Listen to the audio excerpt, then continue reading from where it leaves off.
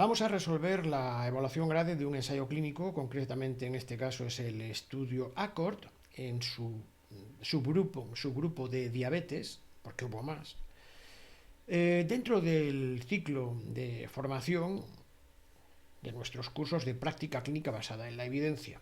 En este caso hemos avanzado al módulo 4 y este es uno de los ensayos clínicos a resolver.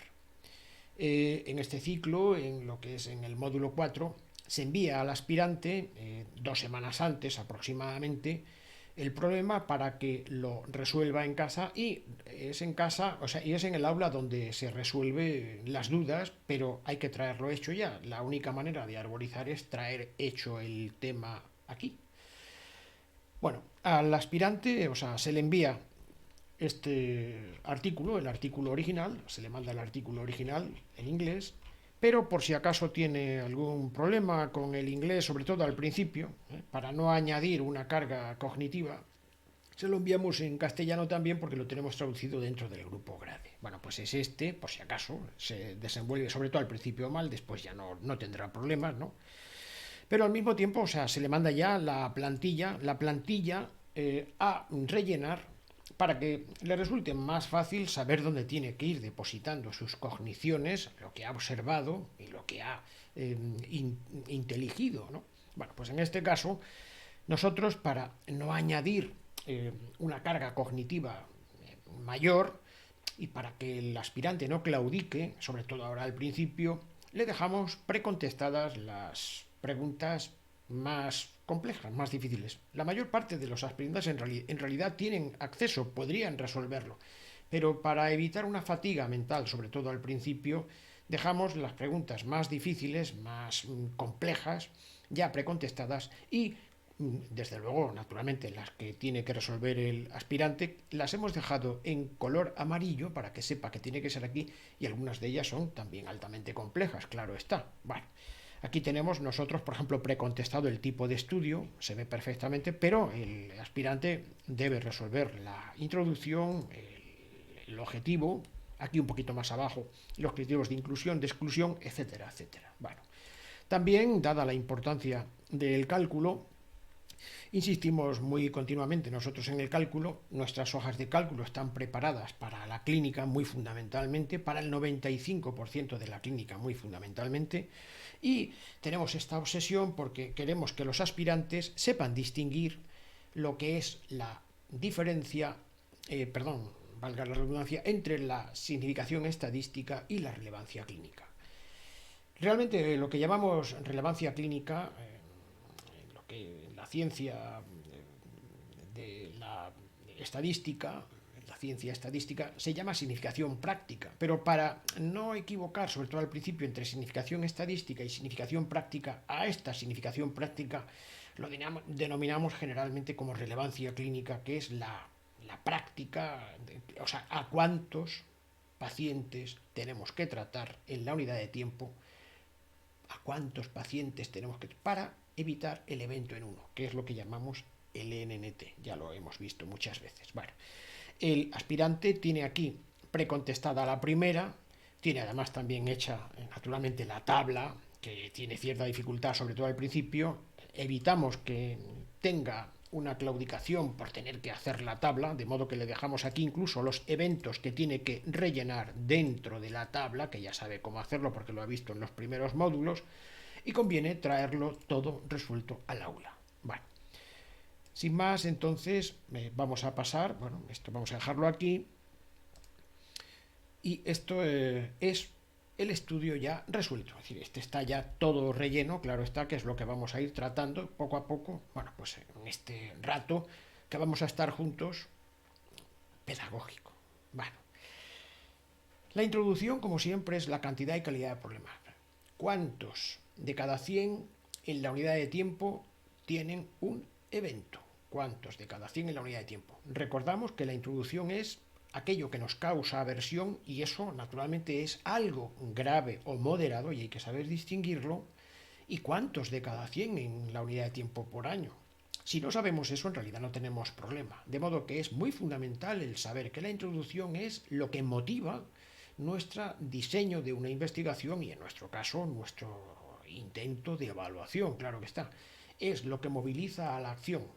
Esto es algo que nosotros nos causa aversión. Bueno, vamos a ver qué es lo que les causaba aversión a los investigadores del estudio ACOR, concretamente en este subgrupo de diabetes, porque hay naturalmente más ACOR para otros factores de riesgo que no viene al caso en este momento. Los estudios epidemiológicos en fechas previas al 2001 mostraban que los pacientes con diabetes mellitus tipo 2 tienen más elevados los riesgos graves de muerte prematura, enfermedad cardiovascular, fracturas, fragilidad, depresión y deterioro cognitivo. Los estudios epidemiológicos también mostraban una asociación entre el nivel de glucemia, medido en forma de glucemia basal, o en forma de hemoglobina glicosilada, y las muertes y eventos cardiovasculares, sugiriendo que, una vez ajustados por otros factores de riesgo, si aumenta en el 1% la hemoglobina glicosilada, entonces hay un aumento relativo del riesgo, un ARR del 12 al 14% de muerte, un 18% de enfermedad cardiovascular y un 37% de enfermedad microvascular de retinopatía e insuficiencia renal. Bueno, esta asociación entre la hemoglobina glicosilada y el riesgo de muerte y el riesgo cardiovascular sugería que una intervención para disminuir los niveles de hemoglobina glicosilada hasta ser canónicamente normales, vamos a decir canónicamente normales y no nos vamos a meter ahora mismo en esto, hasta ser canónicamente normales, quizá podría reducir esos riesgos, y en este sentido existían algunos ensayos clínicos aleatorizados que apoyaban los resultados esperados, pero otros no. Si bien tales ensayos clínicos aleatorizados carecían de potencia estadística y no habían sido diseñados para eventos cardiovasculares, de modo que en realidad los eventos cardiovasculares eran, por así decir, efectos adversos, porque la variable principal era una variable intermedia, probablemente lo que era la disminución de la glucemia en ayunas o de la hemoglobina glicosilada. Ahora, precisamente por eso se diseña este estudio. Y ahora vamos a lo proyectado según la plantilla GRADE, o sea, con toda esta estructura narrativa, respondiendo a las preguntas, pero que tenga ya una estructura de un relato que sea fácilmente, o sea, que sea coherente, que sea recordable y que tenga un sentido desde el problema en la introducción hasta lo resuelto en los resultados. Bien, el objetivo lo vamos a resolver con la técnica, con la pregunta PICO. La P de PICO es pacientes o población, la I es intervención, la C es comparación y la O es outcomes, en inglés, resultados buscados, ¿no? Vamos a ver cómo resolvemos aquí la pregunta PICO. El grupo ACOR se preguntó si llevar la hemoglobina glicosilada a menos del 6% frente al del 7 al 7,9% en pacientes con diabetes mellitus tipo 2 de edad mediana y enfermedad cardiovascular establecida o factores de riesgos cardiovasculares, si esto podría disminuir los eventos cardiovasculares. Se trataba de comparar el control intensivo de glucemia frente al control convencional. La P de paciente o población se ve perfectamente que son pacientes con diabetes mellitus tipo 2 de edad mediana y enfermedad cardiovascular establecida o factores de riesgo cardiovascular. Esta es la P. La I es la intervención, que sería llevar la hemoglobina glicosilada a menos del 6%, frente a una comparación, que sería el control, 7 a 7,9% de hemoglobina glicosilada. ¿Y qué es lo que vamos a mirar? ¿Cuáles son los resultados? Pues los resultados, en este caso, serían cardiovasculares, disminuir los eventos cardiovasculares. Alejo, ya está bien contestado el objetivo, siempre en la forma PICO. La duración programada es la que estaba programada al principio, no la conseguida porque está la conseguida más abajo. Duración programada. Aunque el estudio cita imprecisamente que eran 5,6 años los que programaron, nosotros consideramos que la duración programada fue 4,91, pues el artículo dice que se paró a los 3,5 años, añadiendo que eran 17 meses, es decir, 1,41 años menos antes de lo programado. Con los 4,91 años calculamos el tamaño de la muestra. Bueno, bien, el tamaño de la muestra lo calculamos simplemente porque, vamos a ver aquí. Bueno, vamos a parar aquí un momentito y vamos a mirar la forma en la que nosotros habitualmente lo resolvemos en nuestra práctica habitual de evaluación. Particularmente nosotros lo que solemos hacer, no siempre, pero lo más común es leer el artículo. Voy a avanzar para no marear al que está viendo, despacito. Nosotros lo que hacemos es ir subrayando aquello que sabemos que son preguntas a contestar en la plantilla. Nos sabemos más o menos cuáles son las preguntas y adivinamos rápidamente las respuestas. Entonces, lo tenemos puesto aquí. Aquí, por ejemplo, dice que está sponsorizado por el Instituto Nacional de Corazón, Pulmón y Sangre. Bueno, de modo que ya sabemos que esto, no sabemos en qué momento lo vamos a contestar, pero sabemos quién es el sponsor. Vamos a ver quién es el que respalda esto, ¿no?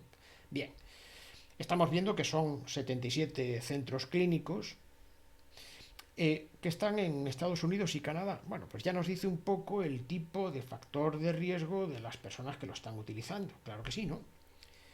Bueno, pues cómo se reclutan los voluntarios y cuáles son los criterios de exclusión. Estos son los criterios de inclusión y estos serían los criterios de exclusión. Un poquito más abajo vamos viendo y dice, esos los estudios de presión sanguínea y de lípidos eran en continuo. Y los resultados concernientes a ellos permanecían enmascarados. Eso está bien, porque de momento ya sabemos que los resultados intermedios estaban enmascarados, estaban cegados. Es importante. Después veremos por qué. Bueno, aquí nos dice que los efectos adversos de la terapia fueron cuidadosamente auditados, tantos por un localmente y centralmente, vamos, que fueron para asegurar la seguridad de los pacientes. Perdón, porque como en castellano tenemos que ir mirando desde delante hacia más adelante, pues hay veces que no traducimos bien. Bueno, bien, aquí está el resultado principal, la variable principal, y un poquitín más abajo, bueno, pues están aquí se dice que son las variables secundarias. Vamos a ponerlo, ¿vale? Las variables secundarias. Bueno, y nos dice que los resultados clave estaban adjudicados por un comité central cuyos miembros eran desconocedores de la asignación a los grupos de estudio en una base de criterios predefinidos. Muy bien, bueno, de modo que eran desconocedores, que estaban enmascarados también. Allí han puesto masked y aquí poner an hour. Entonces, bueno, pues son palabras que a veces incluso las vamos buscando nosotros, o blinded, por ejemplo, para ver si están cegados, si acaso no somos capaces de encontrarlo después de una primera visión. Un laboratorio central que era desconocedor de la asignación a los grupos de estudio analizó la sangre para la hemoglobina glicosilada. Bueno, pues también nos está diciendo que estaban cegados. Es buena cosa. Bien. También eran desconocedores los investigadores que no estaban en el interior del proyecto. Los exteriores del proyecto, lógicamente, estaban también cegados para las tasas de eventos acumulados, de los resultados que lo pone aquí, ¿vale? Un poquito más para acá, bueno, pues vamos a ver qué dice, ¿no?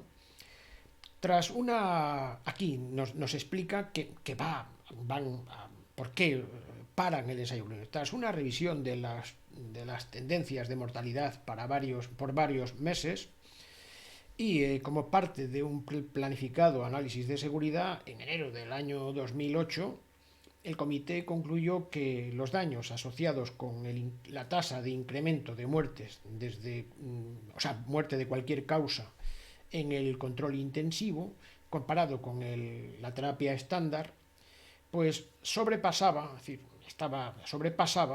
cualquier potencial beneficio y recomendó que el control intensivo fuera discontinuado por razones de seguridad. Bueno, pues esta es la forma en la que se dirige a nosotros el comité de seguridad porque recomienda que se pare el ensayo clínico.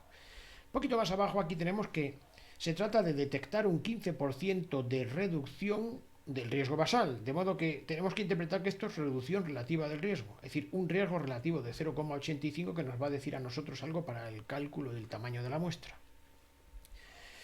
La significación estadística es 0,05, ya suponíamos porque es la estándar, ¿no?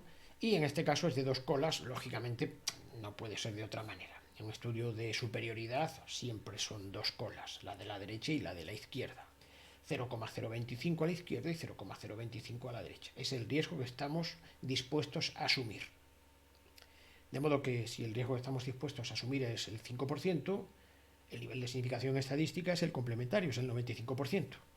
Bien, nos está diciendo que el resultado primario es de 2,9% por año, tal como ellos tenían preconcebido, es lo que ellos creen, ¿no? De modo que si esto va sucediendo año a año, cada año son 2,9, 2,9, hasta que se acaba el estudio. Se supone que quieren disminuir en un 15% este 2,9 por año. Es decir, sería una multiplicación en principio de 2,9% por 0,85. Ese es el valor, que será un valor menor, que nos gusta a nosotros porque son menos eventos, naturalmente. Al multiplicar por un número menor de 1, pues es mejor para nosotros, pues porque estamos salvando eventos y posiblemente vidas. Es lo que pretendemos, este es el diseño. Bueno, un poquito más abajo, bueno, nos está diciendo aquí que la media de duración de diabetes, es decir, que los pacientes entran aquí con 10 años de duración de diabetes, o sea que ya la tienen establecida. Es posible que alguno tenga incluso algún daño de órgano diana en tanto tiempo, ¿eh? Pero este estudio precisamente era con diabéticos de larga duración. Bueno, un poquito más abajo aquí tenemos que la hemoglobina glicosilada en el comienzo del estudio era de 8,3, se ve aquí, ¿no? Y de 8,3. Bueno, la mediana es 8,1, pero bueno. Esto lo vamos a ver luego, por eso lo tengo aquí señalado, y vamos a continuar un poquitín más abajo. Bueno, dice, aquí vemos que que se analiza por el principio de intención de tratar. Bueno, pues eso mantendrá el buen resultado, la buena verosimilitud, la validez, como veremos un poquitín más abajo cuando nos corresponda. Bueno, esto no lo vamos a comentar aquí porque, en fin, lo comentamos en vivo y en directo cuando hacemos la práctica en vivo y en directo, porque tenemos siempre más tiempo que cuando hacemos la grabación en vídeo, pero realmente esto es lo que llamamos la corrección de Bonferroni. En la corrección de Bonferroni lo explicamos en nuestro ciclo en otra parte, de modo que hoy verdaderamente preferimos saltarlo. Bueno, está aquí de todas maneras y está aquí perfectamente explicado, porque siempre al lado de nuestro vídeo ponemos la resolución del problema completo. Bueno, un poquito más abajo tenemos aquí, bueno, pues es decir que vamos, por ejemplo, bueno, pues bueno, aquí no dice hubo menos ocurrencias en la variable primaria compuesta, que era una variable bastante larga, luego veremos, ¿no? Con no significativa diferencia, esta tendencia fue no significativa entre las tasas del 6,9 en la terapia intensiva frente al 7,2 en la terapia convencional, cuyo hazard ratio es 0,90 y un intervalo de confianza que va de 0,78 a 1,04, que como atraviesa el 1 no es estadísticamente significativo, y además también se ve perfectamente porque la P es 0,16, es mayor del 0,05, que es la significación estadística que nosotros estamos dispuestos a asumir, ¿eh? Por eso entonces esto consideramos que no es estadísticamente significativo. Bueno, pues así es como lo vamos haciendo poco a poco, y lo que vamos a hacer ahora ya es, nos venimos hacia arriba y vamos a continuar con nuestra navegación. Bueno, antes de nada, diremos que el estudio ACOR en realidad se trata de un diseño 2x2 factorial, pero no 2x2, sino doble 2x2 factorial.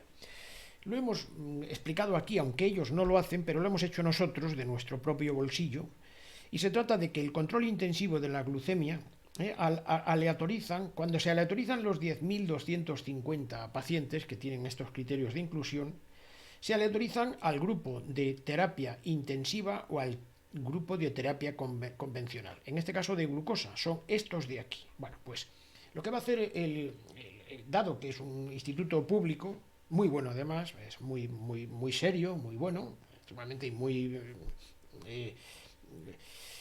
siempre proclive a la salud pública, pues lo que hace es un diseño factorial para que, ya que estamos aquí, a ver si somos capaces de responder a más preguntas que solamente estas de la glucemia, del control intensivo.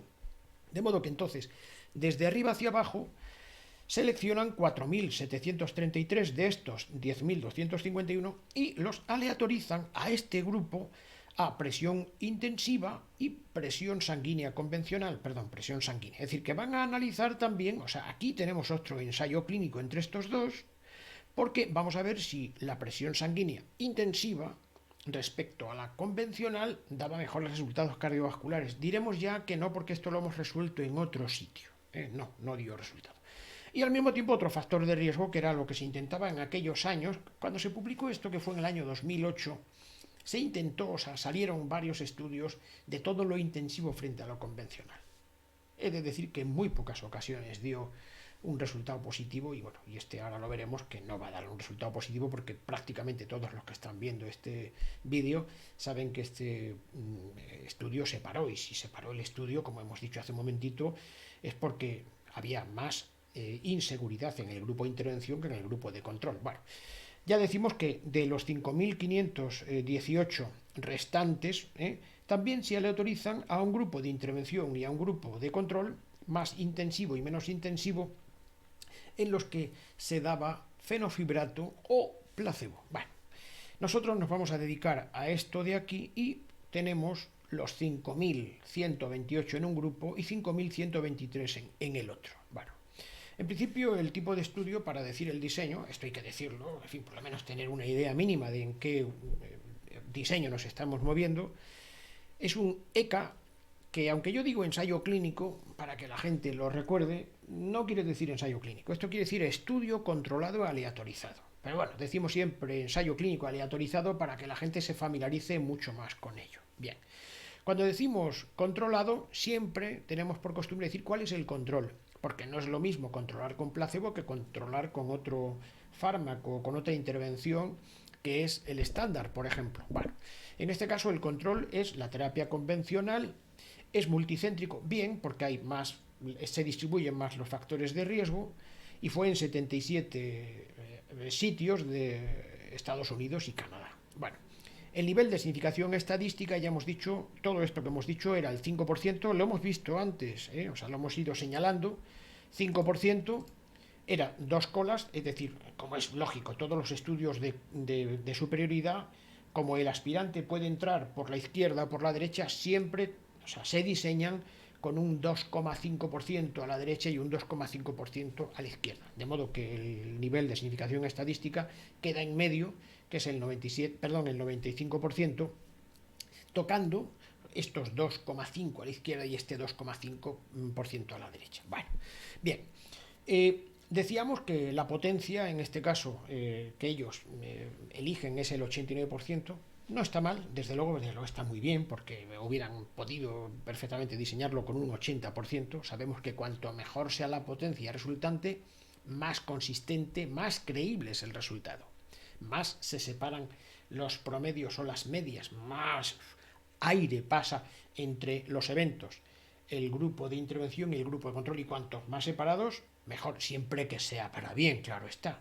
Bien, se trata de detectar un 15% de reducción, que habíamos dicho anteriormente, del riesgo basal de la variable principal, en este caso, que esperaban, como ya hemos visto, que era 2,9% al año, y si el tiempo de seguimiento que nosotros hemos calculado eran 4,91 años, pues el total sería 2,9% multiplicado por 4,91%, da 14,28. Bueno, vamos a verlo, porque ya vamos a empezar a mirar un poco en nuestras tablas.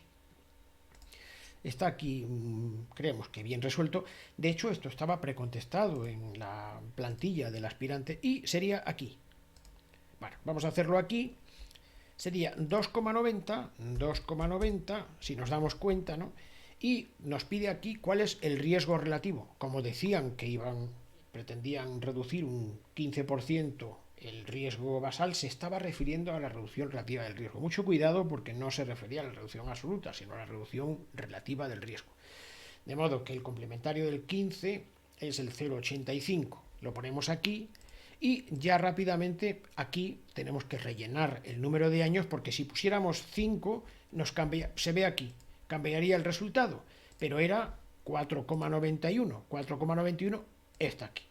Lógicamente nos vamos a traer este valor aquí, viene automáticamente con nuestra hoja de cálculo, y este otro, que es la multiplicación de 0,85 por 14,24, es lo que se espera de eventos de la variable principal en el grupo de intervención. Serían aquí. Aquí serían 12,10 y 14. Aquí tenemos ya la distancia que tiene que haber y vamos a calcular el tamaño de la muestra, despejar la n que está en el denominador. Vean, al despejar la n necesitamos simplemente aclarar que el error alfa, la significación estadística, es del 5%. Si hubiera sido del 8% hubiera cambiado.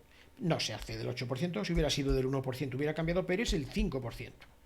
Y aquí tenemos el error beta. El error beta es el complementario de la potencia estadística. Decía que la potencia estadística era del 89%, luego entonces el error beta es el complementario. De 89 a 100 van 11. Bueno, luego entonces rellenamos aquí 11, ¿no? Porque si hubieran sido 15 hubiera sido un resultado distinto, pero es el 11. En este sentido, aquí tenemos 5.091 pacientes en cada grupo y en los dos grupos sería la multiplicación por 2. Bueno, aquí tenemos un poco lo que se espera, ¿no? Lo que esperan, lo que está diciéndonos esta tabla es que si nosotros multiplicamos el número de eventos del grupo de intervención 12,1% por el número de pacientes, nosotros lo que creemos es que 12,1% por 5.091 son 616 eventos los que esperamos en 4,991 años. Y los del grupo de control serían 14,24 multiplicado por 5.091, es decir, serían 725. Es decir, que cuando tengamos la suma de ambos, 1.340, se podría parar el ensayo clínico. No habría que mirar en el interior, aunque, bueno, no habría que mirar en el interior, el comité de seguridad siempre mira en el interior, lógicamente, ya lo hemos visto en el ciclo anterior, porque el comité de seguridad está fuera, ajeno del ensayo clínico, como si fuera una nave espacial, no tiene contacto con el ensayo clínico y va viendo si cada vez que se le dan los eventos para ir registrándolos, tiene aún una P penalizada, de modo que tenga que parar porque hay una P que es una P crítica en cada momento del estudio. Naturalmente, más o menos como regla mnemotécnica, si un estudio se diseña para 5 años de duración con una P del 5%, mnemotécnicamente no es así porque es una función exponencial, pero para que se recuerde, más o menos, sería en el primer año tendríamos una P crítica del 1%, en el segundo año un 1 más 1, 2%. En el tercer año, 1 más 1 más 1, 3%. En el cuarto año, 1 más 1 más 1 más 1, 4%. Y en el quinto año, el 5%. Eso quiere decir que si en la mortalidad, por ejemplo, en el primer año se separan y la P es de 1,5%, el estudio continúa. Porque la P crítica es mayor del 1%. En este caso, repito, no es correcto, es por motivos pedagógicos, he fingido que se trata de una relación lineal. Es una relación, en realidad, que lo explicamos en otros momentos, es exponencial y no corresponde exactamente con eso, pero por lo menos el aspirante al escuchar esto podrá comprender por qué en algunas ocasiones se paran los ensayos clínicos por la penalización de la P. Si en el primer año la separación que hay entre el grupo de intervención y el grupo de control, la P que se obtiene es del 0,9%, el comité de seguridad induce a que el estudio se pare, porque se considera que hay algo que no se puede explicar por el azar y que hay algo que está sucediendo en el grupo perjudicado que no es ético, con lo que entonces prevalece la ética sobre la ciencia, lógicamente. Bueno, aquí tenemos entonces nuestro cálculo del tamaño de la muestra. Normalmente lo hacemos con mucha frecuencia en los cursos, de modo que prácticamente están muy enseñados los aspirantes. Bueno, las diferencias de supervivencia se hicieron mediante el análisis de Kaplan y Meyer y las diferencias entre ambas curvas de supervivencia se calculan mediante el test de los log-rank, y el hazard ratio y sus intervalos de confianza al 95% se calculan mediante el modelo de Cox. Bueno, repetimos un poco por encima, lo hemos hecho ya varias veces, ¿no? Que las curvas de Kaplan y Meier nos van a dar, no sé si las tenemos aquí en este momento, creo que la podemos sacar. Vamos a ver si somos capaces. No, aquí no vamos bien por aquí, no vamos por el buen camino, pero por el buen camino vamos a entrar aquí. Vamos a verlo un momentito, creo que merece la pena el verlo.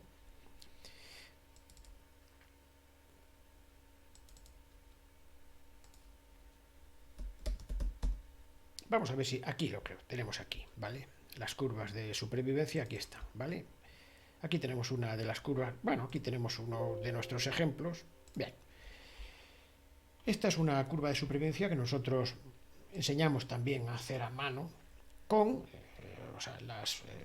los eventos en cada una de las rondas o en cada uno de los tiempos en los que vamos tomando los eventos.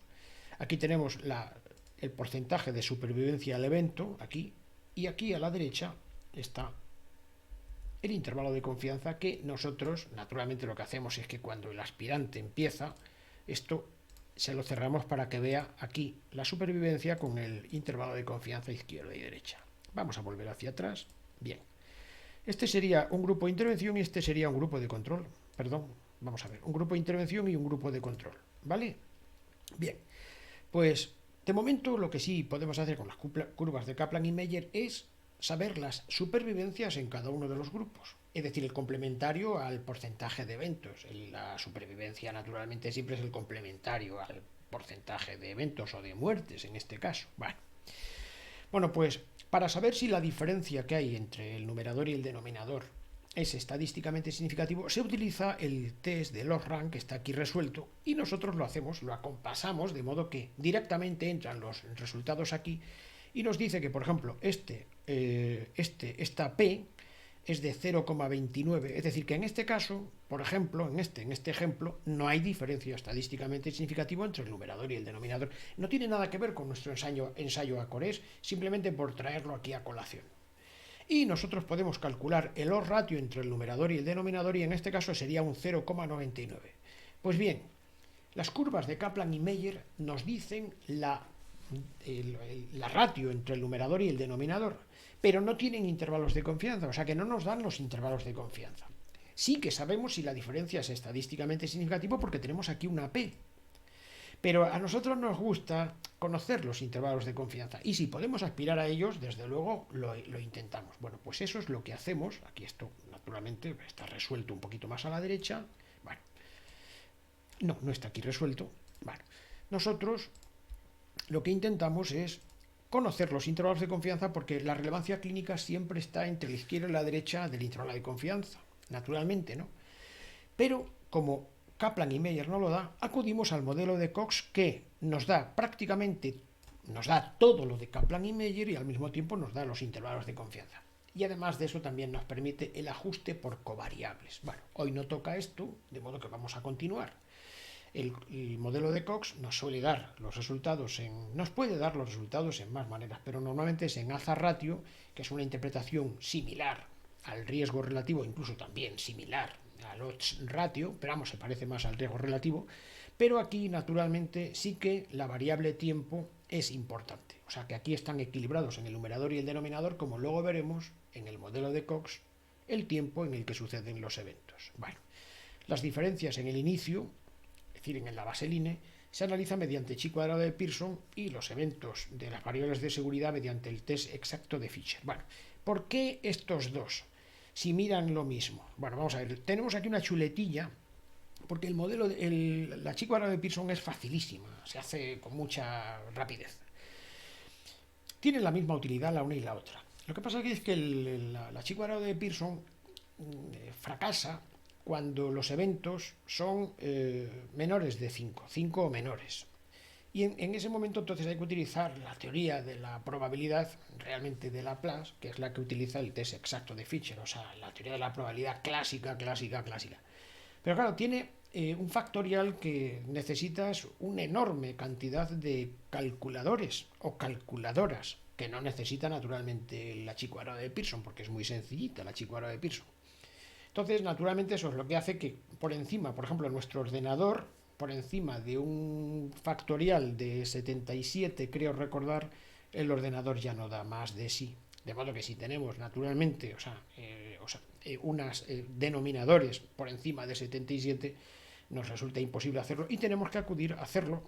Es cierto que podemos hacerlo mediante la ecuación, no lo vamos a decir aquí ahora mismo, si tenemos ejercicios de probabilidad, pero eso lo enseñamos aparte. Bueno, aquí se puede calcular el test de Fisher, la chi cuadrado con la corrección de Yates, que también funciona muy bien, y la chi cuadrado convencional.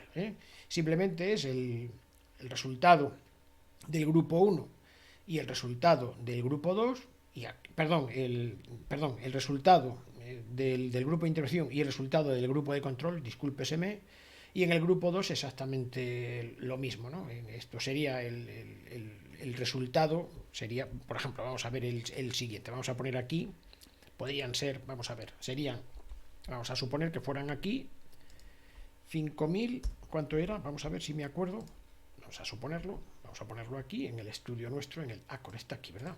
Bueno, vamos a poner 01, normal y corriente, ¿no? Vale.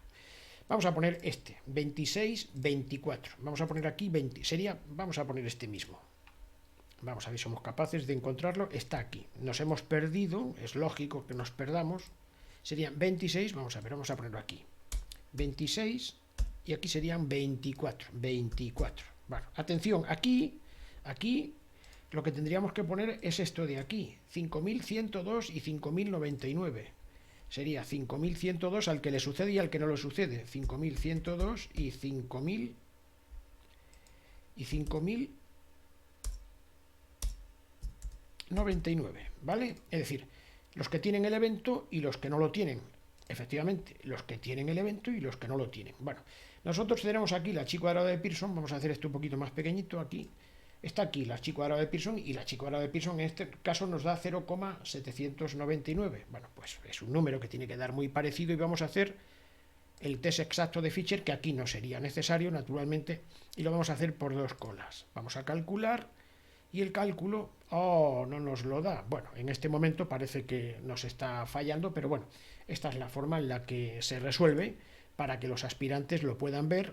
Pues vamos a volver a intentarlo. Es quizá un demasiado grande, posiblemente es porque es demasiado grande y por eso no nos lo calcula. Bueno, pues esta es la forma en la que se resuelve, pero siempre y cuando funcionen las calculadoras. No hemos tenido suerte. Bien, vamos a quitar esto de aquí y vamos a continuar con nuestra navegación, ¿verdad? Bueno, criterios de inclusión. Bueno, los criterios de inclusión los tiene que resolver el aspirante y lo va a ver rápidamente, que son personas con diabetes mellitus tipo 2, con una hemoglobina glicosilada mayor de 7,5% y alguna de las siguientes posibilidades relacionadas con el riesgo cardiovascular. O bien esto, o sea, tener más de 7,5% de hemoglobina glicosilada y además tener de 40 a 79 años con enfermedad cardiovascular establecida, es decir, que esto es una prevención secundaria, o, si no es esto, que tenga de 55 a 79 años con algo más, con una evidencia anatómica o significativa de arteriosclerosis, albuminoria o hipertrofia del ventrículo izquierdo, o bien tener al menos dos de los factores de riesgo cardiovascular más habituales, dislipemia o hipertensión arterial o tabaco u obesidad, cualquiera de estas, ¿no? Los criterios de exclusión es muy fácil, es que no, es para evitar, esto es lo que tiene un diseño experimental de un ensayo clínico respecto a un estudio observacional, que me puedo quitar, si se me permite, variables que pueden aumentar la confusión y que no tengo por qué hacerlo, porque además no me interesa o he diseñado que no sea así. No quiero que haya frecuente o reciente hipoglucemia severa. No, se puede introducir, pero el resultado podría interaccionar con la frecuente o reciente hipoglucemia severa y, en este caso además, que es un instituto que es público, no tiene ningún interés comercial en esto, pero bueno, no quiere que esto sea una variable de confusión. No desear automonitorización de glucemia en casa, esto es por motivos obvios, naturalmente no pueden entrar en el ensayo clínico porque es que hay que hacer esto. no desear inyectarse insulina. Bueno, pues que se tienen que inyectar insulina si le cae en el grupo de intervención. Índice de masa corporal por encima de 45 kilogramos por metro cuadrado, porque ahí hay ya problemas de salud que no tiene por qué asumir todo el grupo en cuanto al resultado. Creatinina sérica por encima de 1,5 miligramos por decilitro u otra enfermedad grave. Bueno, la variable principal ya sabemos que es el tiempo hasta el primer evento de la variable combinada, mortalidad cardiovascular, infarto agudo de miocardio o ACV. Es esta una triada muy habitual y muy ética además también. Bueno, naturalmente diremos que en la variable combinada lo que computa es el primer evento que suceda, y en ese momento se censura al paciente, por así decir, y si tiene un segundo evento no computa en la variable principal, no, computaría en las individuales porque ahí van todas computadas. Bien, en el caso de que sea la variable combinada, la variable principal, si una persona tiene un infarto de miocardio, por ejemplo, un infarto de miocardio no fatal naturalmente, y computa ya en esa variable, o sea, en infarto de miocardio, y luego tuviera un ACV, no computaría el segundo en esto, solamente sería tiempo hasta el primer evento,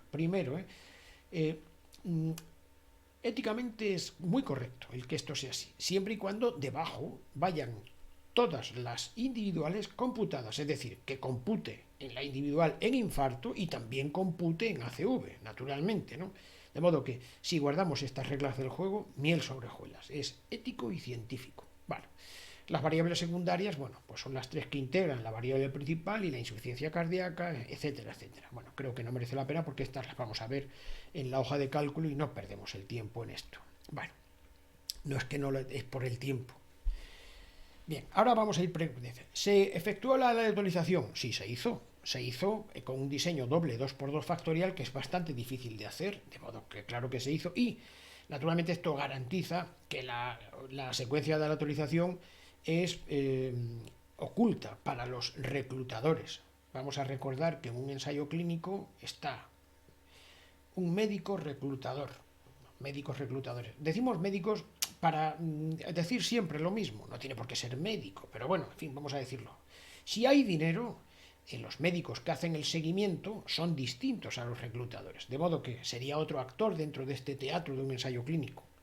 Sería el médico que hace el seguimiento, que normalmente son los médicos clínicos, o sea, que asisten a sus pacientes habitualmente en la clínica cuando son largos los estudios.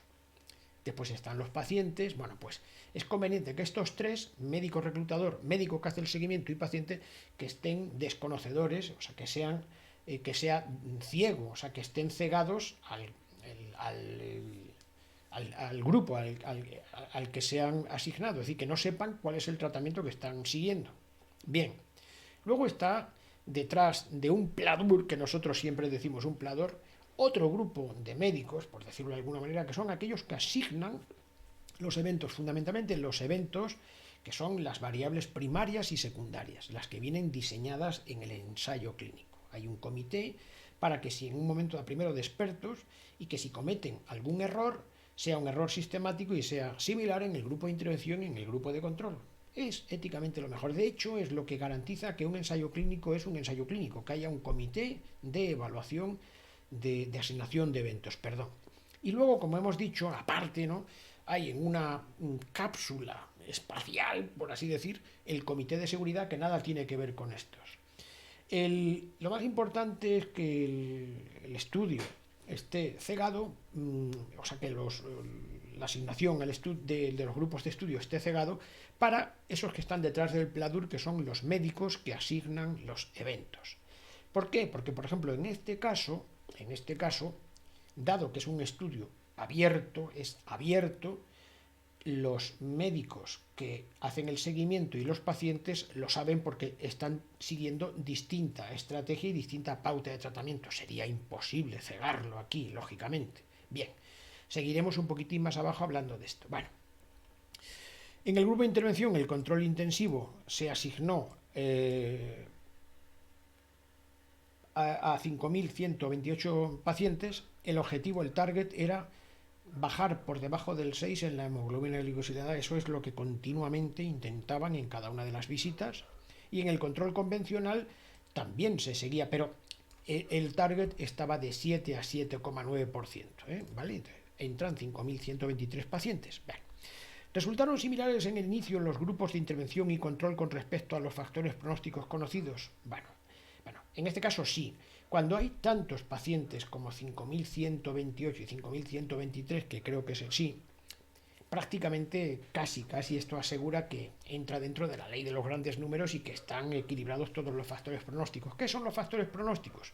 Son aquellos que van en la dirección del evento que estamos midiendo, que también intervienen en el evento. Lo que hay que intentar es que estén equilibrados y que la contribución parcial que tengan al evento en el numerador y en el denominador sea la misma, para que se vayan y que estos, no afecten al resultado, de modo que el resultado esté equilibrado, sean todos los factores pronósticos iguales y que la única diferencia entre el numerador y el denominador, la única diferencia sea grupo de intervención y grupo de control. Si hubiera un desequilibrio en estos factores pronósticos, tenemos un problema. Bueno, tenemos un problema porque o bien tenemos que comprobar mediante análisis de sensibilidad si afecta, y en el caso de que afecte, hay que hacer un análisis de sus grupos. Bueno, no corresponde aquí ahora mismo porque lo vemos esto también nuevamente en el aula, pero en el caso de que haya algún inconveniente en el que uno de los subgrupos no sea estadísticamente significativo, sería falta de ética decir que ha funcionado en toda la cohorte. Funcionaría solamente en aquel grupo en el que sea estadísticamente significativo, pero no en el otro, naturalmente. Bueno, bien, aquí tenemos suerte porque todos los factores están equilibrados. Si volvemos aquí un momentito, lo vamos a ver aquí en la baseline, en las características de inicio, y es muy sencillito, lo vemos aquí. La edad está en 62,2 años en el grupo de intervención y 62,2 años en el grupo de control. Y la desviación estándar es que son iguales, 6,8 y 6,8. Bien, la media de duración de diabetes, la mediana, perdón, es de 10 años y 10 años. Bueno, pues es que está todo equilibrado, todo equilibrado. Bueno, vamos a poner, por ejemplo, nos vamos a inventar uno aquí para hacer una práctica, que sería en el número de aquí. Está diciendo, este sería el porcentaje de mujeres que en lugar de decir varones y mujeres, dicen solamente mujeres porque naturalmente el de varones es el complementario. Y dice aquí que son el 38,7% y el 38,4%. Vamos a hacer una práctica aquí, vamos a poner que sería, vamos a poner aquí sería 38, vamos a verlo aquí un momentito, repito, era 38,7 y 38,9. 38,7% y 38,9%. Bueno, vamos a hacer aquí vamos a hacer que este valor de aquí corresponda a la multiplicación de este por su porcentaje, de modo que aquí eso corresponde a 1985 mujeres, perdón, y en este caso, este de aquí abajo sería 1993. Está claro, aquí está la P. Vamos a echarle un poquito más para acá porque así se ve mejor. Esta es la P. De modo que vemos que está equilibrado porque es un número bastante mayor de 0,05. Lo informamos así. También lo vemos en el riesgo relativo porque vemos que atraviesa el 1. Es decir, que cuando atraviesa el 1 la diferencia no es estadísticamente significativa. Recordamos que en el comienzo de los ensayos clínicos el riesgo relativo debe atravesar el 1. Y al final que no lo atraviese, a ver si es mejor que placebo, a ver si es mejor. Pero en el comienzo que sean siameses, que sean iguales, es decir, riesgo relativo que atraviese el 1, reducción absoluta del riesgo que atraviese el 0. Y la P's altas. Al final no, al final que sean pequeñas las P's y que no atraviese el 1. Y a ser posible que sea para bien, claro que sí. Bueno, aquí lo vemos perfectamente. En el caso de que hubiera habido en el denominador 2037, pues tampoco hay diferencia estadísticamente significativa, pero vamos a poner aquí 2135, ¿vale? Bueno, aquí sí, aquí ya vemos que hay una diferencia estadísticamente significativa y además aquí vemos que es que no atraviesa el 1, con lo que entonces tendríamos un problema porque hay un grupo que tiene más riesgo que el otro. Está claro que el que más riesgo tendría sería este de arriba, porque ser varón, que es el complementario, es más riesgo que ser mujer cardiovascularmente hablando, ¿vale? Bueno, Bien, ahora vamos a ver aquí, vamos a ver porque señalé un poquito más abajo, aquí un poquito más abajo, señalé que hay en el inicio había una pequeña diferencia, si lo vemos aquí, 174,9 y 175,7. Y esta es la desviación estándar. En la glucosa, en la glucosa sérica, en suero, perdón, en ayunas. Bien, entonces nos venimos aquí, la diferencia de medias, y la tenemos un poquito más para acá. Está aquí. Bueno, vamos a hacer una cosita. Lo que vamos a hacer va a ser trasladarlo aquí. Lo tengo aquí precisamente para no tardar mucho. Lo voy a cortar y me lo voy a traer un poco más para acá. Lo vamos a poner aquí, así. ¿Vale? Bueno. Entonces, tenemos la habilidad de ponerlo aquí arriba. Copiamos y pegamos y vemos que este 174,9 lo vamos a poner aquí. 174,9, que en este caso son los miligramos por decilitros de glucemia basal, ¿no? Y la desviación estándar hay que ponerla, son 56. Es correcto que son 5128, que hay que ponerlo aquí. Lo estoy poniendo encima, pero bueno, es porque lo he resuelto antes para no entretenerme demasiado. Bien, en el grupo de la población B, del grupo de control, son 175,7. 175,7 y la desviación estándar son 56,5, ahí está, alejó perfectamente bien.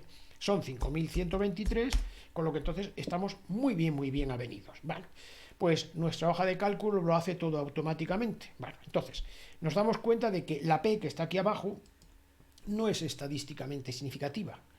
De modo que es bueno que no sea estadísticamente significativa porque ambas están equilibradas, son muy similares. Es bueno porque entonces este factor, al ser tan similar, no interviene, o creemos que no interviene, o interviene, sí interviene, pero al intervenir igualmente en un grupo y en otro, la intervención que tiene, o sea, la contribución que tiene parcial al resultado final, se equilibra.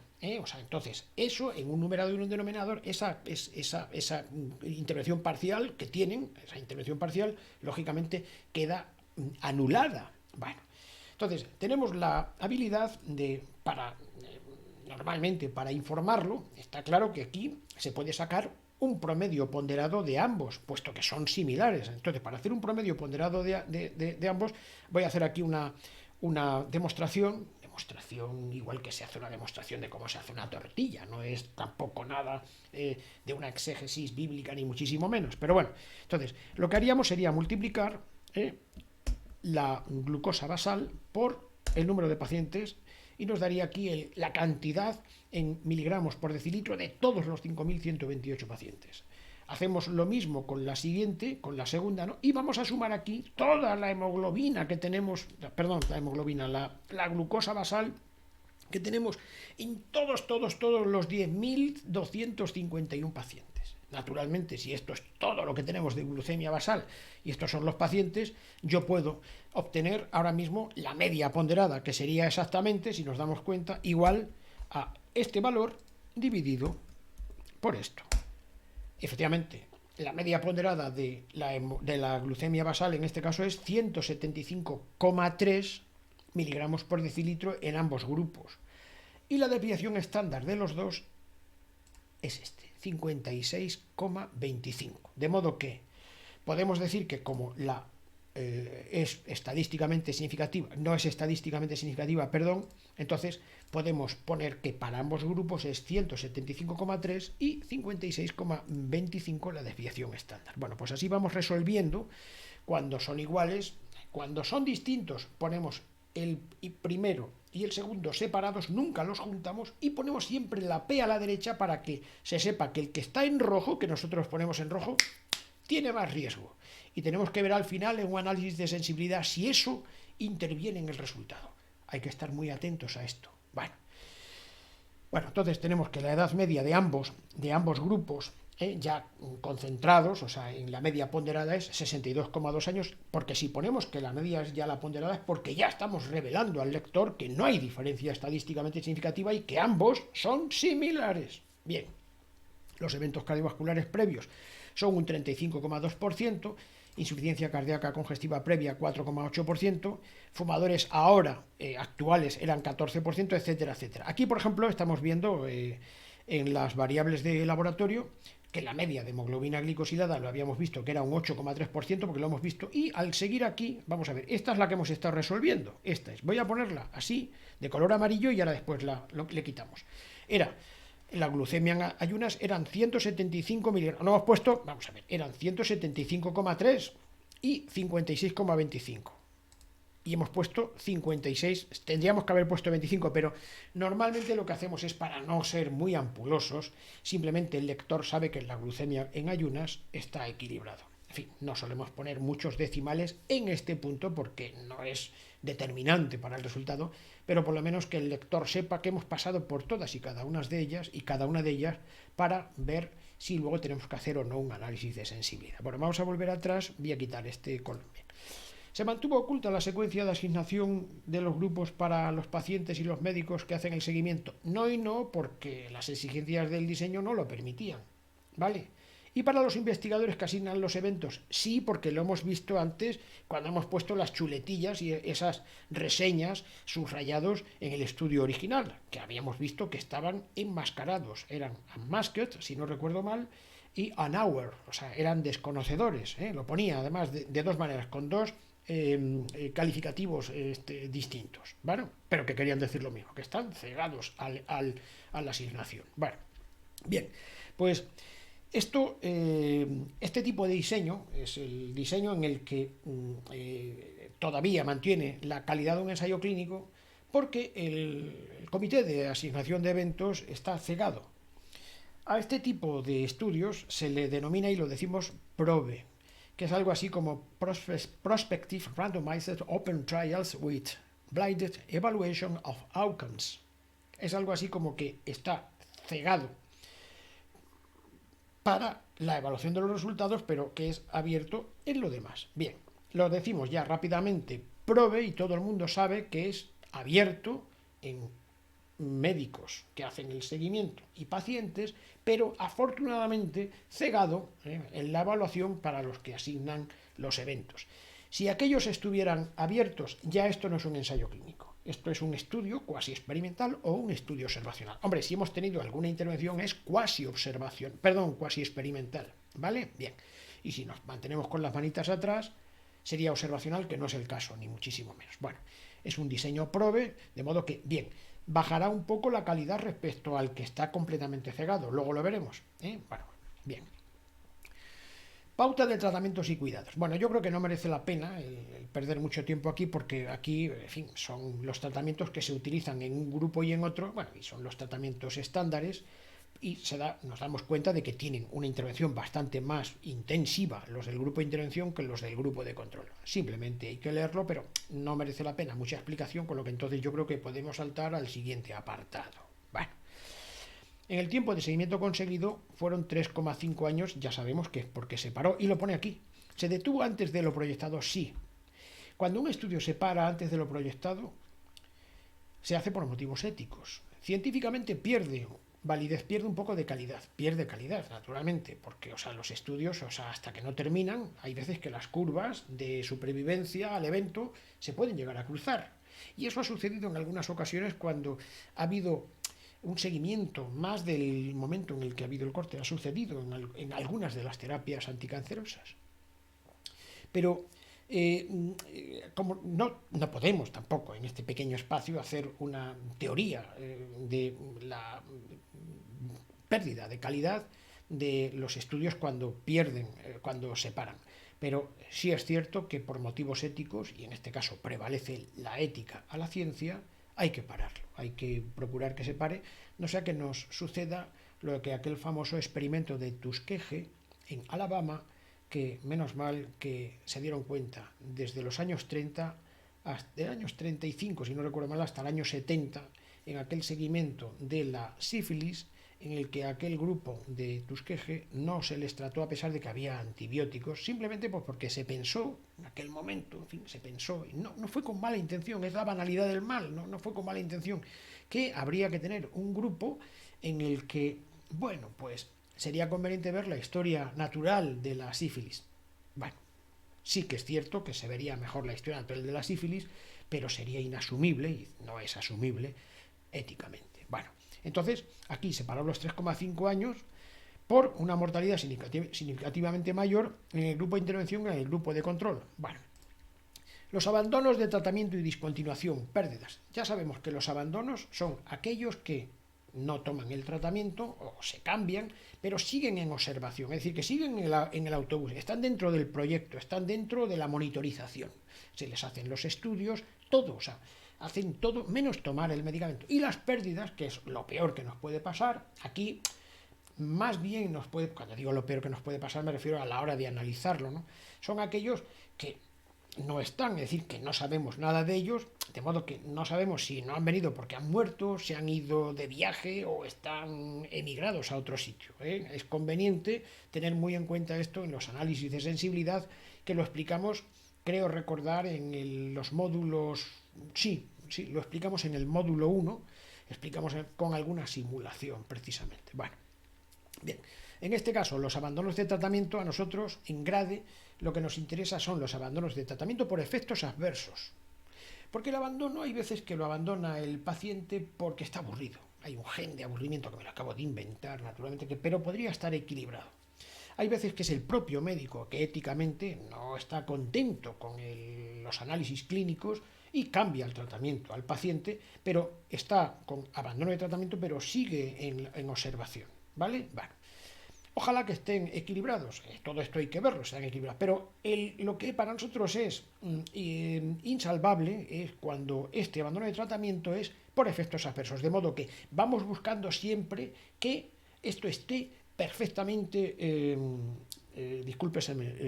informado. ¿Vale? Bueno, en este caso se encuentra, o sea, no viene en el estudio, o sea, no viene no viene en el artículo original, y lo hemos sacado del apéndice suplementario, que bueno, que lo buscaríamos, está aquí, es para que lo veamos, está aquí está aquí el ACOR, hay un suplemento, este es el suplemento, a ver si soy capaz, en este suplemento, que no lo hemos mandado para no ser ampulosos, aquí viene precisamente la discontinuación del tratamiento 336 y 332, de modo que de aquí lo hemos sacado, ¿vale? Bueno, bien, vamos a continuar, a ver si soy capaz de, aquí estamos, ¿no? Bien, entonces, perdón, hemos visto, o sea, que no era, ahora ya por no volver hacia atrás, que no era por motivos de efectos adversos. Si nosotros ponemos esto y esto en la hoja de cálculo, 336 y 322, aquí, 336 y 322, en este caso ahora ya quitamos esto de aquí, nos da una P de 0,581, es decir, que no hay diferencia estadísticamente significativa. Estos son los abandonos, de modo que esta P la vamos a trasladar aquí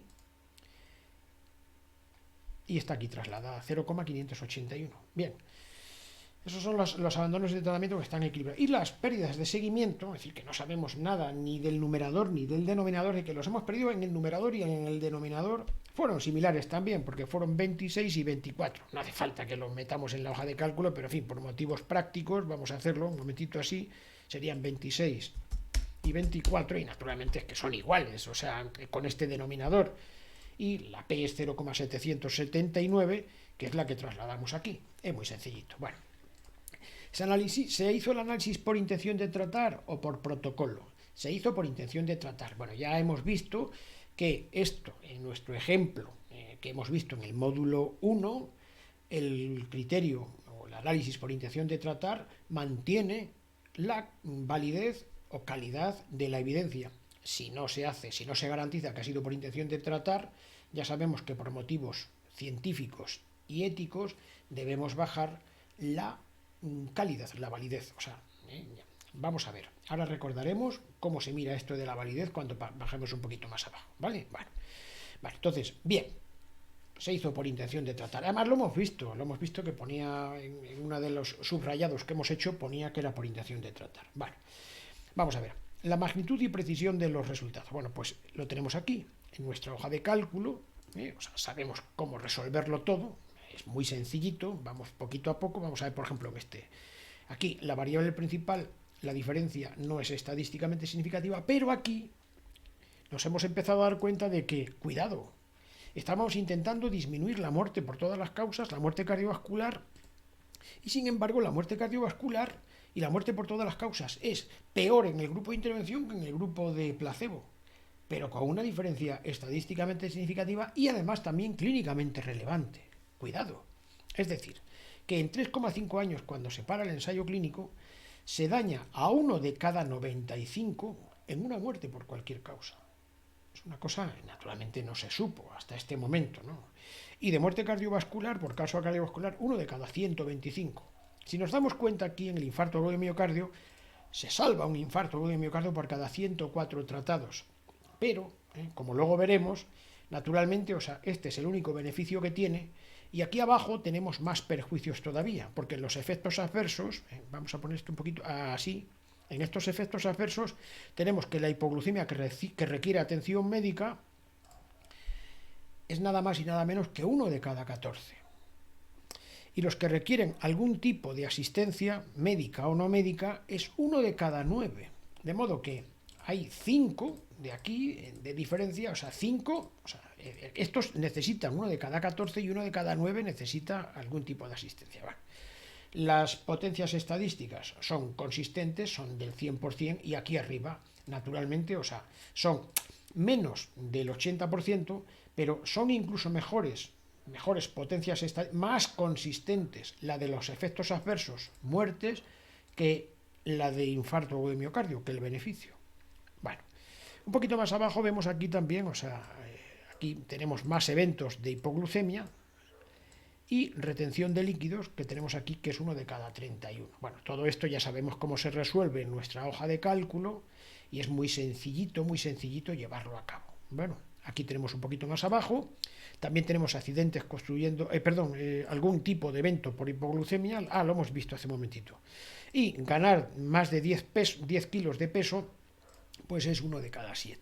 Bueno, entonces vamos, esto es lo que hemos resuelto aquí en la tabla número 1. En la tabla número 2 serían los efectos adversos que, bueno, los hemos dicho ya también, los hemos metido, perdón, esto no tendría por qué haber salido, porque yo no quiero que esto, vamos a poner esto para acá. Los efectos adversos los hemos visto, bueno, lo tenemos aquí abajo también en nuestra, tenemos aquí perfectamente puesto, estos serían los efectos adversos, ¿no? Y vamos viendo, o sea, ahora ya, incluso que a las 24 semanas, pues ya había una diferencia en las hipoglucemias que sí requieren asistencia médica y algún tipo de asistencia médica, y también en los pacientes con más de 10 kilos de peso a las 24 semanas desde el inicio, ¿vale? En el control intensivo respecto al control convencional. En este caso medimos las P's, ya sea bien por la Chico-Arado de Pearson, si son por encima de 5, y si son por debajo de 5 con el test exacto de Fischer. También podría valer la Chico-Arado de Pearson con la corrección de Yates, pero bueno, se hace perfectamente siempre y cuando funcione la calculadora, que hoy nos ha fallado, no sabemos por qué. Bueno, bien. Llamo la atención porque un poquito más abajo tenemos, vamos a subir, aquí, vamos a poner, no es aquí, tenemos que estar aquí. Bueno, vamos a llamar la atención sobre algo que merece la pena, y es que aquí tenemos las variables intermedias o de laboratorio. Siempre las ponemos porque son menos importantes que los resultados en salud. Estas son las variables intermedias, la hemoglobina glicosilada, la glucemia basal, son mucho menos importantes que morirse de algo, naturalmente, ¿no? Claro que sí, ¿no? O los colesteroles, los perímetros de la cintura, que se les da importancia, pero no tienen ninguna importancia en el momento en el que haya un resultado en salud a su lado, ¿no? Bien, ahora vamos a ver cómo lo evaluaríamos en el caso de que no hubiéramos tenido resultados en salud. Está en la tabla 3 y lo vamos aquí a ver aquí abajo. Se hizo un análisis de sensibilidad antes de bajar. Dado el resultado negativo, que hubo que pararlo, se puede prescindir del mismo, salvo para explorarlos en los subgrupos. Pero bueno, en los análisis de subgrupos, pero en fin, en este caso nosotros no tenemos a nuestra disposición toda la base de datos, que nos hubiera gustado tenerla para poder hacer todos nuestros análisis sin necesidad de haber contado con los que nos dan los autores, porque somos capaces de hacerlo y sacar mucho más rendimiento que lo que nos dan los autores, dado que tenemos bastante práctica en el cálculo y en la interpretación, naturalmente, de la significación estadística y sobre todo de la significación práctica. Bueno, bien, vamos a bajar a la 3, que son las variables intermedias, que son, bueno, pues estas. Aquí tenemos la hemoglobina glicosilada en el inicio, que fue 8,10% y 8,10%. Se ve aquí que es en el inicio, ¿verdad que sí? Bueno. Pero al terminar el estudio, a los 3,5 años, bajó sustancialmente en el grupo de intervención a 6,4% y un poquito en el grupo de control, 7,5%. La diferencia que hay es que de 8,10 a 6,4 aquí bajaron en un 1,7% y en este bajaron solo 0,6%. Lo ponemos de color verde porque es estadísticamente significativa la diferencia.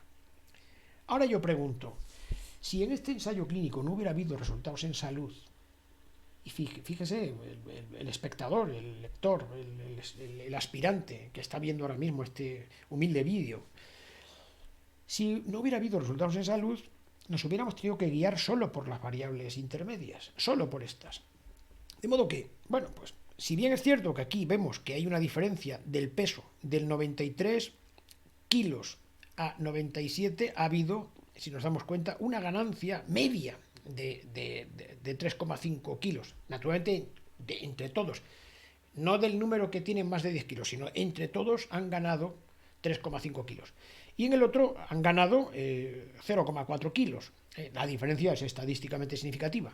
Pero en principio seguramente tendríamos una gran preferencia por la variable de arriba, o sea, justificaríamos, bueno, aunque estén más gorditos, está claro que hemos bajado la hemoglobina glicosilada a 6,4%, o sea que esto es una maravilla, ¿no?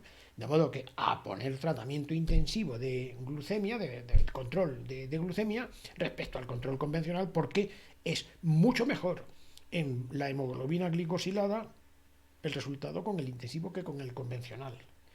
Por eso llamo la atención a los espectadores, a los lectores, de que no tengan una idolatría a las variables subrogadas, que es uno de los títulos de Víctor Montori y Yudkin, si no recuerdo mal. Hay que tener mucho cuidado porque la interpretación nunca se puede sobreponer, sobrevalorar sobre los resultados en salud. Y en este caso, nunca podríamos decir que tenemos un resultado totalmente correcto. También llamó la atención porque este es el resultado con el que se han aprobado la inmensa mayoría de los antidiabéticos orales por la FDA y por la Agencia Europea de Medicamentos. Ahora ya están intentando que además haya resultados cardiovasculares, pero eso ha sido en un segundo estadio, cuando se vio que algunos de los medicamentos que habían estado bien aprobados con la variable intermedia tenían peores resultados cardiovasculares al final, a pesar de que se mantenían mucho mejores con la variable intermedia. Dicho queda. Bueno, un poquito más adelante vamos a continuar, queda ya muy poquito para terminar. Bien, pues ahora vamos a ver los conflictos de intereses y la validez de la evidencia. Los conflictos de intereses consideramos que no lo ha habido porque además el patrocinador ha sido un estudio público y además no hay aquí un interés comercial de uno por el otro, sino lo que es un resultado en salud. Nos parece que no hay un conflicto de interés. Sería un conflicto de interés, se llama conflicto de interés cuando el interés primario del actuante, del actor, del agente moral, está alterado, el interés primario, que es el bien último del paciente, está alterado por otro tipo de intereses que nosotros tenemos precisamente, algo así como explicado en uno de nuestros artículos que se titula Apuntes de ética para navegantes sanitarios. Está en nuestra página web y responde a un tipo específico de artículos que nosotros vamos desarrollando y que se titulan siempre igual apuntes, porque no son tratados, no somos expertos en ética, de la materia en este caso de ética, y siempre para navegantes sanitarios, porque en realidad nosotros somos navegantes en el Atlántico, que nos hablamos de navegante a navegante y que tenemos que remar para solucionar nuestros problemas de llegar a Boston en el caso de que sea lo mejor, o Lisboa en el caso de que sea lo peor. No es que sea Lisboa o Boston eso, sino que es el ejemplo que utilizamos en nuestros estudios, en nuestras clases, en nuestros cursos, porque mi hijo estaba en aquel momento en Boston precisamente. Entonces, pues se me ocurrió plantear en la primera vez el faro de Boston porque me mandó él a mí la fotografía. No tiene nada que ver, no tenemos preferencia entre Boston y Lisboa porque son dos ciudades que son fantásticas, estupendas. Quizá más grandes que mi pueblo, Navalmoral de la Mata. Bueno, es una broma, vamos a continuar. Bien. Ahora vamos a ver la validez de la evidencia, que también lo llamamos calidad, ¿no? Bueno, recordemos que la validez de la evidencia en grade tenía 4 escalones.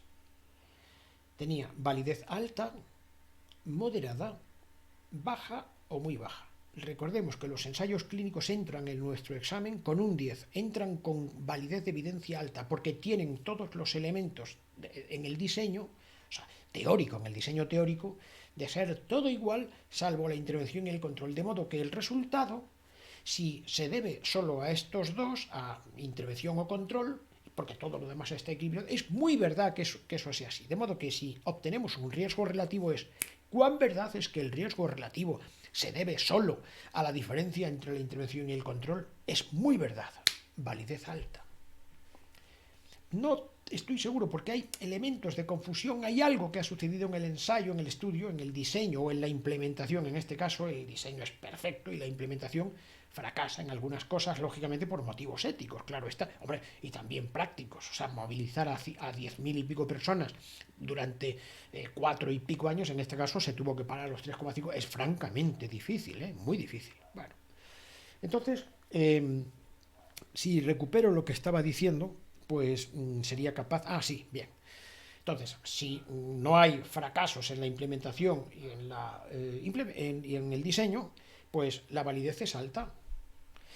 Que tenemos algún problema de que se ha parado, que ahí no está aleatorizado, que bien, que no tenemos la seguridad. Es decir, que hay elementos que pueden estar alterando la relación que hay entre la intervención y el control, o sea, que el resultado puede ser afectado por otras cosas que no sea solamente el tratamiento.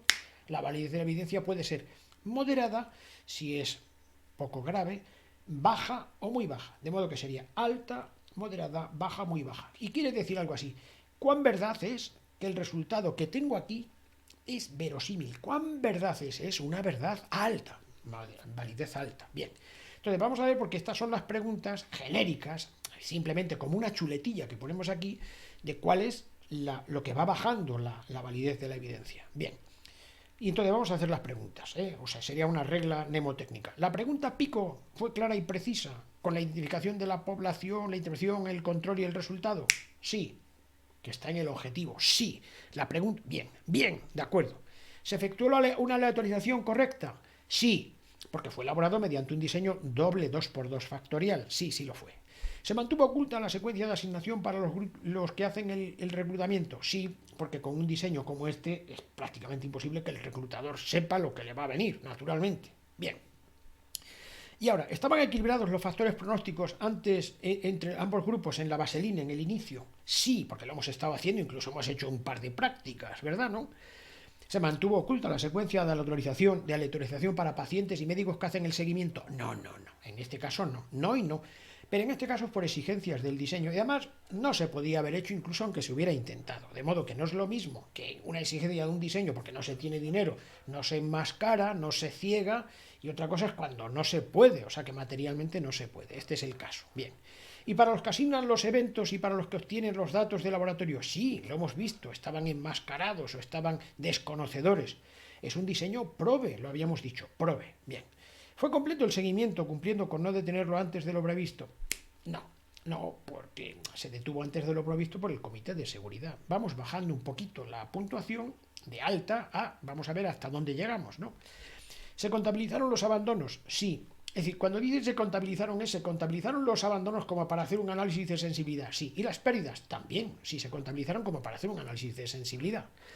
¿Se hicieron los cálculos por intención de tratar? Sí. Luego entonces tenemos pocos motivos para bajar mucho la calidad, porque además ha sido por motivo ético, pero la ciencia queda afectada, naturalmente, ¿no? En el sistema GRADE creemos que la calidad baja de alta a moderada. Baja a moderada y que en un momento dado alguien puede decir, pues si es moderada, que no es muy verdad que la mortalidad sea verdad. Entonces hemos puesto aquí precisamente, o sea, que si alguien se despista con esto, dice, referido a la mortalidad añadida, estimamos que la calidad de la evidencia es moderada. Justificamos la rebaja por la parada prematura, pues no creemos que haya que rebajar más la variable mortalidad, pues el resultado no se ve afectado por el que sea un diseño probe. Es decir, esta es la variable, la mortalidad es la que no queda afectada por un diseño probe, es decir, que aunque esté naturalmente abierto para pacientes y médicos que hacen el seguimiento, está claro que esto no afecta a la muerte, porque nadie dice, bueno, pues me voy a morir porque estoy en el grupo. No, no, es raro. No quiero tampoco hacer chascarrillos aquí porque podría ser que una persona se abandonara, pero bueno, en principio, a nivel práctico, genérico, no, no afecta. Y si afecta, naturalmente tendríamos que cambiar nuestro punto de valoración. Bien. Es decir, que no está cegado para los pacientes y los médicos que hacen el seguimiento.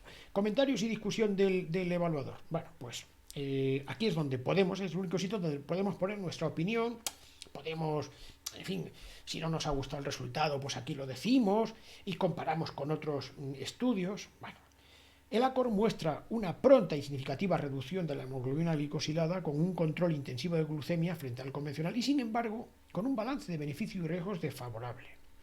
Pues la reducción del infarto de miocardio es superada por el aumento de la mortalidad total, de la mortalidad cardiovascular y la incidencia de hipoglucemias graves y moderadas que precisan asistencia médica, porque lo hemos estado viendo. El único beneficio era el infarto de miocardio, pero esto no compensa. Ya sabemos que grades, beneficios, riesgos, inconvenientes y costes, los beneficios no compensan los riesgos, que son mucho mayores, la muerte y la mortalidad cardiovascular, aparte de los problemas graves que ha habido con las hipoglucemias, ¿no?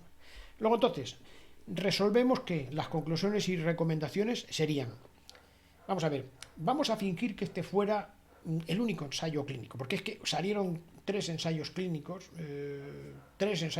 en el mismo, prácticamente en el mismo momento.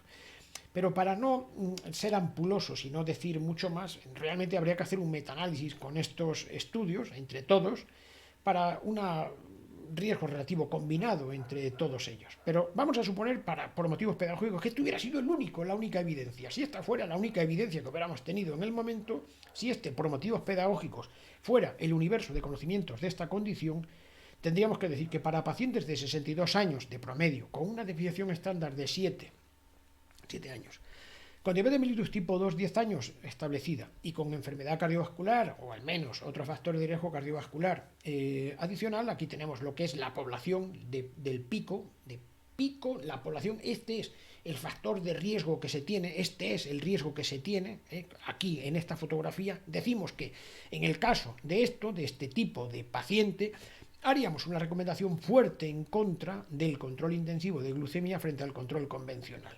Bien, GRADE, en lugar de escaparse en zarandajas y estupideces, lo que hacemos es siempre justificar por qué decimos esto. Es decir, dar las razones, primero, por qué es científico y por qué es moral.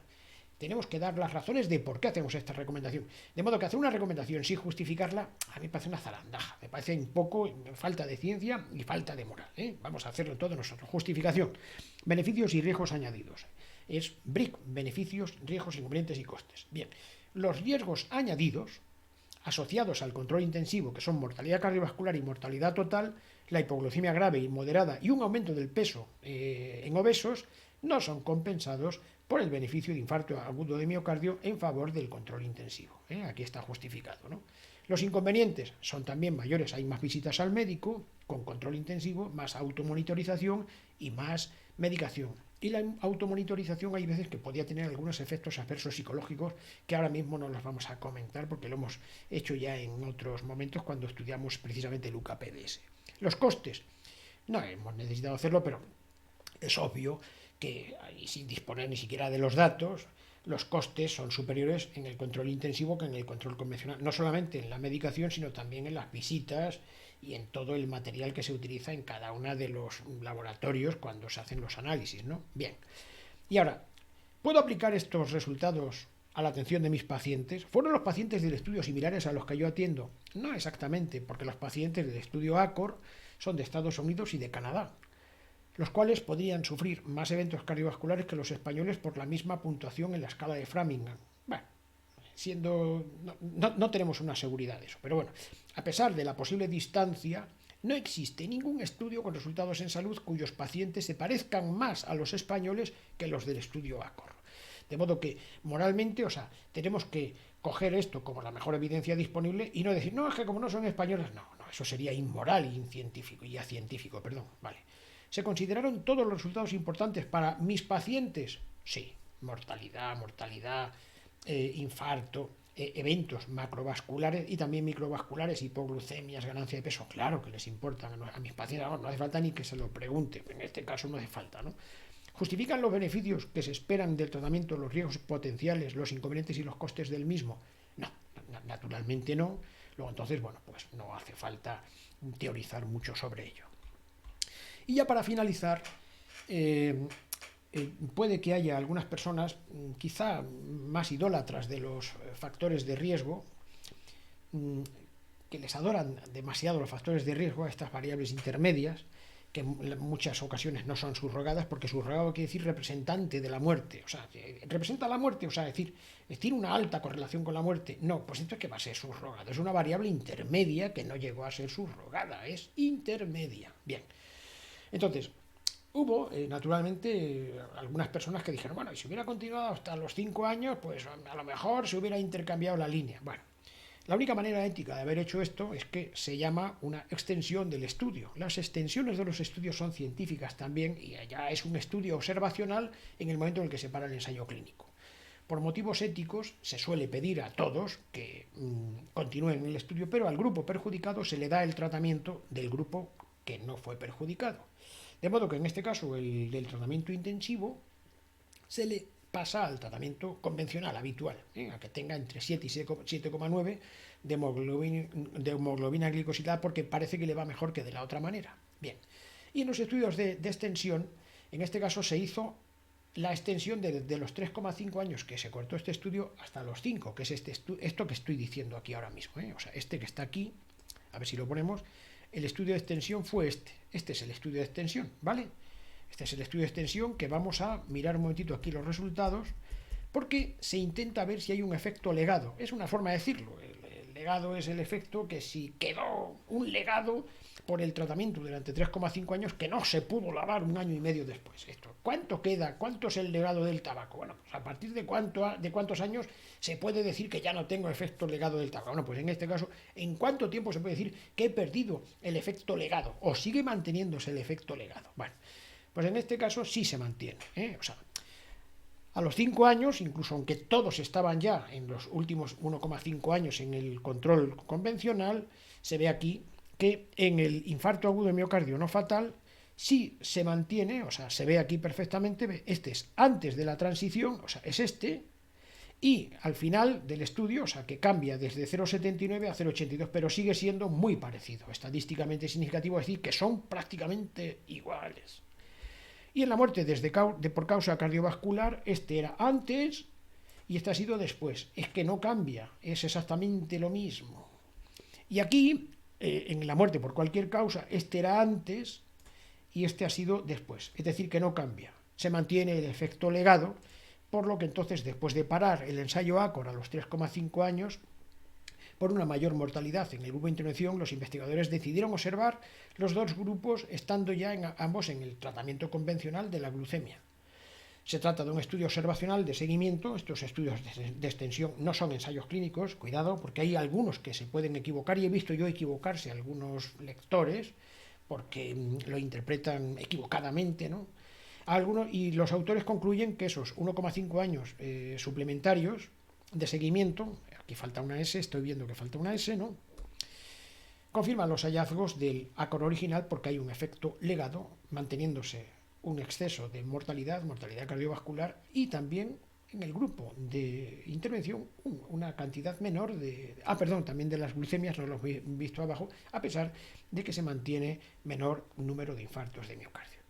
Bueno, pues creo que con esto podemos darlo por finalizado, un poquito extenso, pero bueno, y eso que no hemos sido ampulosos porque creemos que por motivos pedagógicos convendría llegar hasta aquí.